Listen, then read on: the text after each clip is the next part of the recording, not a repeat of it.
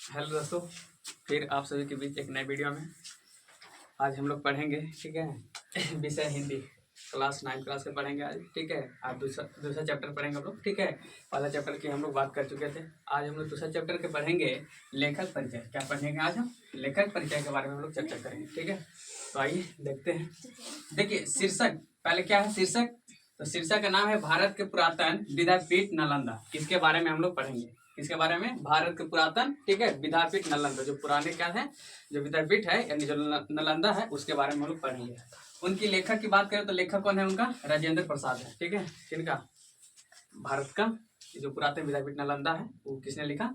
तो ये राजेंद्र प्रसाद लिखे थे। ठीक है, देखिए उनकी जन्म की बात करें तो उनकी जन्म कब हुआ था? 3 दिसंबर 1884 ईस्वी को। कहाँ? सारण जिला। ठीक है, सारण जिला कहाँ पड़ता है? बिहार में। ठीक है, और बिहार के भी किस जिले में, यानी जिला में? तो सारण जिला में। और किस गांव की बात करें तो हम लोग जीरादेई गांव में हुआ था उनका। ठीक है, किनका? राजेंद्र प्रसाद को। देखिए उनके पिता की बात करें तो उनका पिताजी का नाम था महादेव सहाय। क्या था? महादेव सहाय। और ये जो थे इस संस्कृत के अच्छे जानकार थे, संस्कृत अच्छे से जानते थे। ठीक है, और एक पहलवानी भी और घुड़सवारी भी करते थे, उनका शौकीन थे। ठीक है ना। देखिए इन दोनों की शिक्षा भी उन्होंने अपने पुत्र यानी राजेंद्र प्रसाद को भी क्या किए? दी थी। ठीक है, कौन? उनके पिता महादेव सहाय। किनको दिए थे?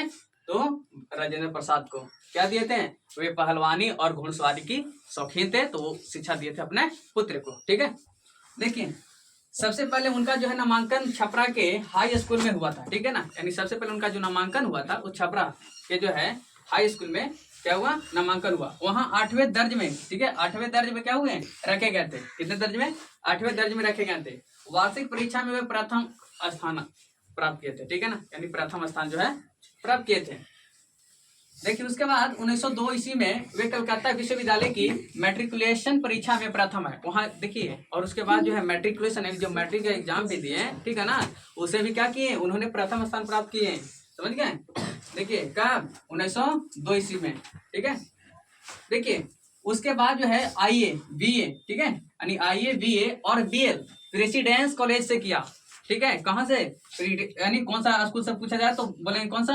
यानी प्रेसिडेंस कॉलेज से किया। ठीक है ना।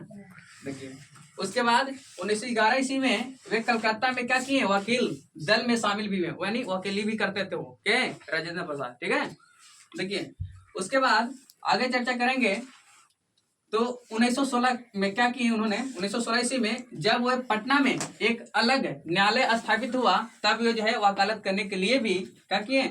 पटना चले गए। ठीक है, एक नया जो है 1916 में जो है न्यायालय वहां पर स्थापित हुआ, कहाँ? पटना में। तो वहां भी क्या किए? वकालत करने के लिए चले गए। कौन? राजेंद्र प्रसाद। ठीक, आगे देखिए वे संविधान सभा के प्रथम अस्थायी जो है अध्यक्ष हुए थे। कौन? राजेंद्र प्रसाद। और जो है भारतीय गणतंत्र की भी, ठीक है ना, यानी जब गणतंत्र हुआ था उसके प्रथम राष्ट्रपति भी हुए थे। ठीक है ना। देखिए उसके बाद कोलकाता में जो है वे जब छात्र थे तो उनके जीवन में एक जो है महत्वपूर्ण जो है घटना घटी, जिसको हम क्या बोलते हैं? बंग भंग आंदोलन। ठीक है ना, कौन सा घटना घटा था? बंग भंग आंदोलन। ठीक है, कहाँ थे तब? कोलकाता में थे। ठीक है, जब छात्र थे तो उसी उनका वही जीवन में, छात्र जीवन में क्या थे? एक महत्वपूर्ण उनके लिए घटना बनी जिसका नाम है क्या थी? बंग भंग आंदोलन। ठीक है, बहुत ही फैला था।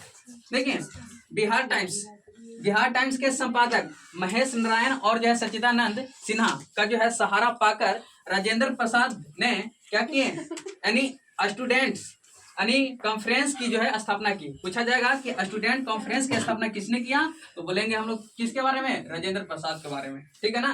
अच्छा, देखिए उसके बाद जो है लास्ट में क्या किए कि 28 फरवरी, यानी इनका जो लास्ट जो समय रहा वो 28 फरवरी 1963 ईस्वी में उनका जो है क्या हुआ? निधन हो गया। ठीक है, तो फिर इसके बाद अगला एक्सप्लेन हम लोग नेक्स्ट वीडियो में करेंगे। तब तक के लिए